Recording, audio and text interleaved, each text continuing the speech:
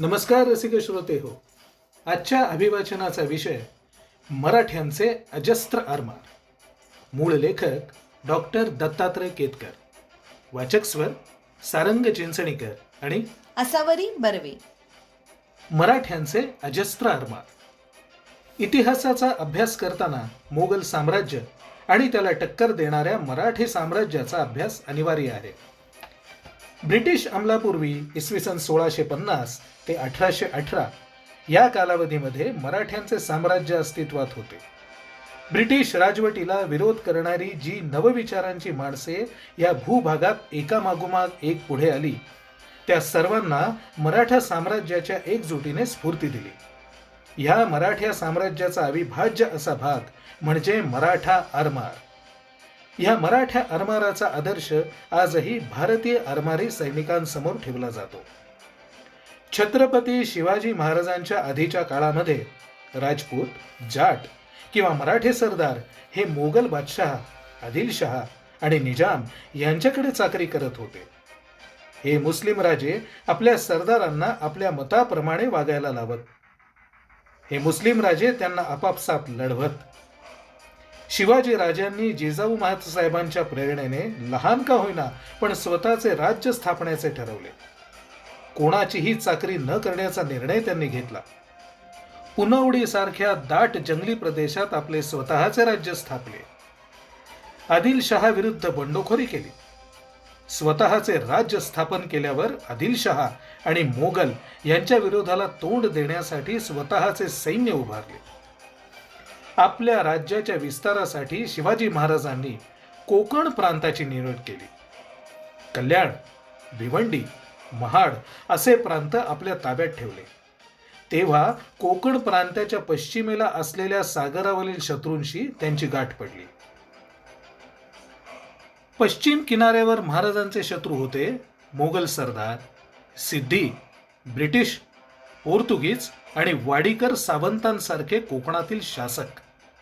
महाराजांच्या जन्माआधीपासून कोकण किनारपट्टी या शासकांमध्ये वाटली गेली होती. या शत्रूंना तोंड देत देत स्वतःचे आरमार उभारणे महाराजांसाठी गरजेचे होते.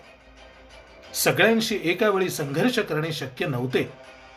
या शत्रूंना आपापसात झुंजवत महाराजांनी आरमारी जहाजे बांधण्यास सुरुवात केली. त्यांच्याकडे स्वतःची जहाजे देखील नव्हती. कोकणात उतरल्यावर त्यांचा सगळ्यात जवळचा शत्रू होता जंजिऱ्याचा सिद्धी. सिद्धी आदिलशहाकडे चाकरी करत होते. ते अत्यंत क्रूर होते.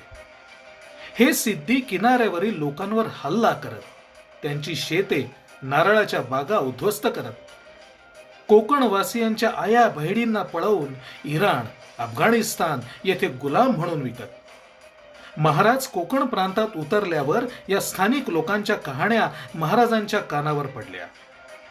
हे स्थानिक महाराजांकडे संरक्षणाची मागणी करू लागले आणि ह्यातून पुढे आरमार उभारण्याची कल्पना महाराजांना सुचली.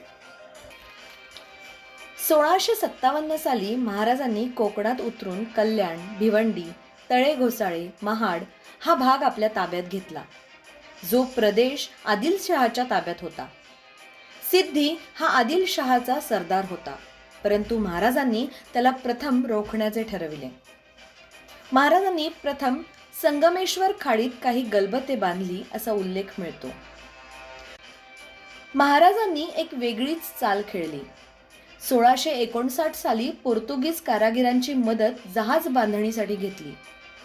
त्यांनी असे सांगितले की ही जहाजे सिद्धीवर हल्ला करण्यासाठी वापरली जाणार आहेत. महाराजांनी हे काम रुई लैताव विएगस व त्याचा मुलगा फर्नाव ह्याला दिले. विएगसच्या हाताखाली 300 कामगार भिवंडी, कल्याण व पनवेल येथे जहाजे बांधू लागले. गोव्याच्या गव्हर्नरना ही बातमी समजली. त्यांचे म्हणणे पडले की आजही जहाजे सिद्धी विरुद्ध वापरली जातील, परंतु उद्या ती आपल्या विरुद्धही वापरली जातील.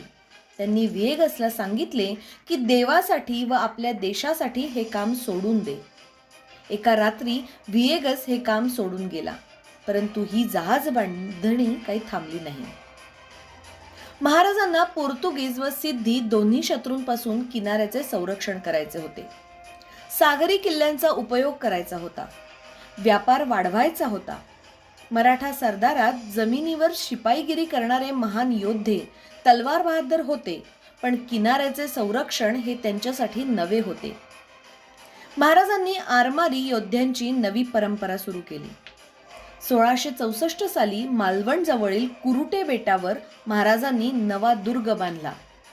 त्याच्या बांधणीमध्ये 2 दगडांमध्ये चुन्याऐवजी शिसे वितळवून वापरण्याची नवी कल्पना महाराजांनी अंगीकारली.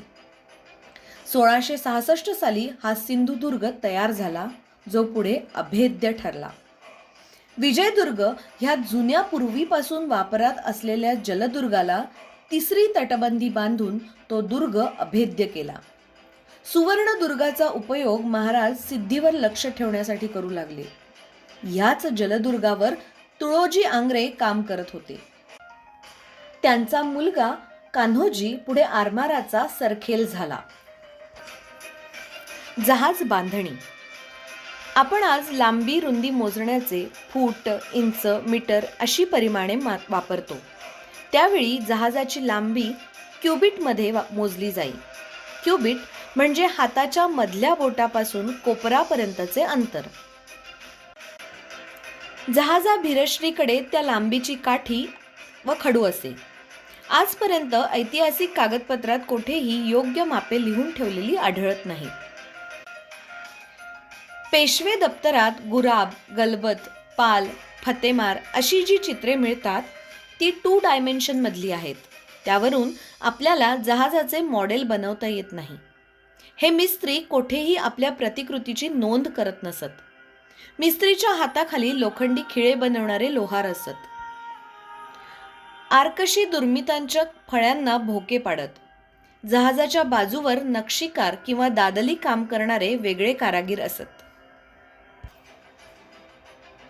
पुन्हा भेटू. मराठ्यांचे अजस्त्र आरमार भाग 2 पुढील आठवड्यात क्रमशः. कृपया सप्तछंद क्रिएशन्स हे आमचं चॅनल जरूर सबस्क्राईब करा. धन्यवाद.